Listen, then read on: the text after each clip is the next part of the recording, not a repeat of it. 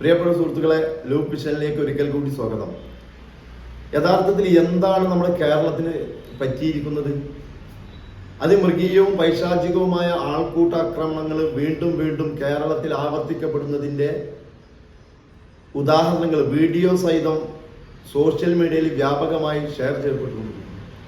നമുക്കറിയാം, കഴിഞ്ഞ ഏതാനും ദിവസങ്ങൾക്ക് മുമ്പെയാണ് കേരളത്തിലെ പാലക്കാട് ജില്ലയിൽ ഛത്തീസ്ഗഡ് സ്വദേശിയെ ആൾക്കൂട്ടം തല്ലിക്കൊന്ന വാർത്ത നമ്മൾ കണ്ടത്. എന്നാൽ അതേ ദിവസം തന്നെ നമ്മൾ ശ്രദ്ധിക്കാതെ പോയ മറ്റൊരു വീഡിയോയും കൂടി ഇപ്പോൾ വ്യാപകമായി സോഷ്യൽ മീഡിയയിൽ വന്നുകൊണ്ടിരിക്കുന്നു. യഥാർത്ഥത്തിൽ നമ്മുടെ കേരളത്തിലെ മാധ്യമങ്ങൾ എത്രത്തോളം ഇത് വാർത്തയാക്കിയെന്ന് നമ്മൾ പരിശോധിക്കുമ്പോൾ മുഖ്യധാരാ മാധ്യമങ്ങളിലൊന്നും നമുക്ക് ഇത് കാണാൻ കഴിയുന്നില്ല. മാത്രവുമല്ല, ഈ ആൾക്കൂട്ട ആക്രമണങ്ങളുടെ ഉള്ളറകളിലേക്ക് നമ്മൾ കയറി ചെല്ലുമ്പോൾ വളരെ കൃത്യമായി നമുക്ക് മനസ്സിലാക്കാൻ കഴിയുന്നത് ഈ ആൾക്കൂട്ട ആക്രമണങ്ങൾക്കെല്ലാം പിന്നിൽ ഒരു ഹിംസാത്മക പ്രത്യയശാസ്ത്രം പ്രവർത്തിക്കുന്നു എന്നുള്ളതാണ്. കാരണം സംഘപരിവാരത്തിന്റെ BJPയുടെ പ്രവർത്തകരാണ് ഈ ആക്രമണങ്ങൾക്കൊക്കെ പിന്നിൽ എന്ന് മാധ്യമങ്ങൾ റിപ്പോർട്ട് ചെയ്യുന്നു. നമ്മൾ മനസ്സിലാക്കേണ്ടത്, ഒരു പച്ചയായ മനുഷ്യനെ പോസ്റ്റിൽ കെട്ടിയിട്ട് അതിക്രൂരമായി എന്തിൻ്റെ പേരിലായാലും ഇത്രത്തോളം ക്രൂരമായി ആക്രമിക്കാൻ കഴിയുന്നുണ്ടെങ്കിൽ അവരെ യഥാർത്ഥത്തിൽ മനുഷ്യരായി നമുക്ക് കാണാൻ കഴിയില്ല.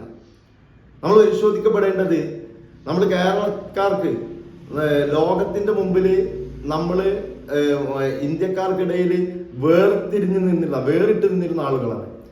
എന്തുകൊണ്ടെന്ന് വെച്ചാൽ മതേതരത്വവും ജനാധിപത്യവും സോഷ്യലിസവുമെല്ലാം വളരെ കൃത്യമായി ഇടപെടുന്ന ഒരു സംസ്ഥാനമായിരുന്നു നമ്മുടെ കേരളമെങ്കിൽ ഇപ്പൊ കുറച്ച് കാലങ്ങളായി വ്യാപകമായി കൊണ്ട് ആ കേരളത്തെ അപമാനിക്കുന്ന തരത്തിൽ കുറച്ചാളുകൾ പ്രവർത്തിച്ചു കൊണ്ടിരിക്കുന്നു.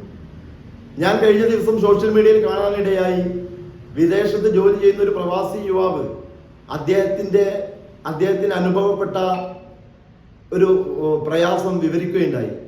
എത്രത്തോളം എന്ന് വെച്ചാൽ, അദ്ദേഹം ജോലി ചെയ്തിരുന്ന വിദേശികൾക്കിടയിൽ കേരളക്കാരനായതിന്റെ പേരിൽ അഭിമാനിച്ചിരുന്ന അദ്ദേഹം ഈ ഛത്തീസ്ഗഡ് സ്വദേശിയുടെ ആൾക്കൂട്ട ആക്രമണവുമായി കൊലപാതകവുമായി ബന്ധപ്പെട്ടുള്ള വീഡിയോകൾ വ്യാപകമായി സോഷ്യൽ മീഡിയകളിൽ ഷെയർ ചെയ്യപ്പെട്ടപ്പോൾ അത് വിദേശികളടക്കം കാണുകയുണ്ടായി.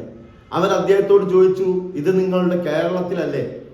എന്തുപറ്റി നിങ്ങളുടെ കേരളക്കാർക്ക് ഇങ്ങനെ ഒരു പച്ചയായ ഒരു മനുഷ്യനെ ഇത്ര മൃഗീയമായി ആക്രമിച്ചു കൊല്ലാൻ എന്താണ് നിങ്ങൾക്ക് പറ്റിയത് എന്ന് ചോദിച്ചപ്പോൾ അതിന് മറുപടിയില്ലാതെ ഞാൻ ലജ്ജിച്ച് തല താഴ്ത്തേണ്ട അവസ്ഥ എനിക്കുണ്ടായി എന്ന് സോഷ്യൽ മീഡിയയിൽ ഒരു യുവാവ് പറയുമ്പോൾ നമ്മെ സംബന്ധിച്ചിടത്തോളം കേരളക്കാരായ ഓരോ പൗരന്റെയും അഭിമാനത്തിന് ക്ഷതമേൽപ്പിക്കുന്ന തരത്തിലാണ് നമുക്കിടയിൽ ഇത്തരം വിദ്വേഷത്തിന്റെ വക്താക്കൾ പ്രവർത്തിച്ചു കൊണ്ടിരിക്കുന്നത്. BJP ഭരിക്കുന്ന ഉത്തരേന്ത്യൻ സംസ്ഥാനങ്ങളിൽ നിരന്തരമായി നമ്മൾ കണ്ടുകൊണ്ടിരുന്ന ആ ഒരു ആൾക്കൂട്ട ആക്രമണങ്ങൾ അതേ വിദ്വേഷത്തിന്റെ വക്താക്കൾ നമ്മുടെ കേരളത്തിലും കൊണ്ടുവരുമ്പോൾ ഇതിലൂടെ കേരളീയരായ നമ്മളെ ഓരോരുത്തരെയും അപമാനപ്പെടുത്തുന്ന രീതിയിൽ ഇവർ പ്രവർത്തിക്കുന്നതിന്റെ ഗുണഫലം എന്ന് പറയുന്നത് കേരളത്തെയും മറ്റുള്ള ആളുകൾ അത്തരം ക്രിമിനൽ സംസ്ഥാനമായി നോക്കിക്കാണുമെന്നുള്ളതാണ്.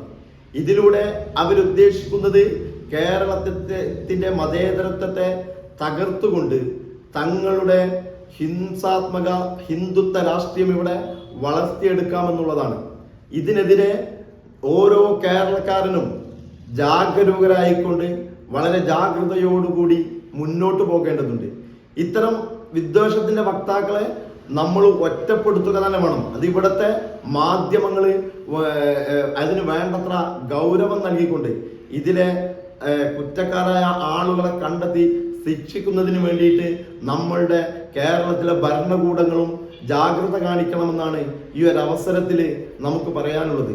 നമ്മെ സംബന്ധിച്ചിടത്തോളം ഇവരുടെ ഇത്തരം വിധ്വംസക പ്രവർത്തനങ്ങൾ നമ്മൾ മനസ്സിലാക്കിക്കൊണ്ട് കേരളത്തിന്റെ മഹിതമായ പാരമ്പര്യം മുറുകെ പിടിച്ചുകൊണ്ട് ഇത്തരം ആളുകൾക്കെതിരെ നമുക്ക് നിലപാട് സ്വീകരിക്കാം.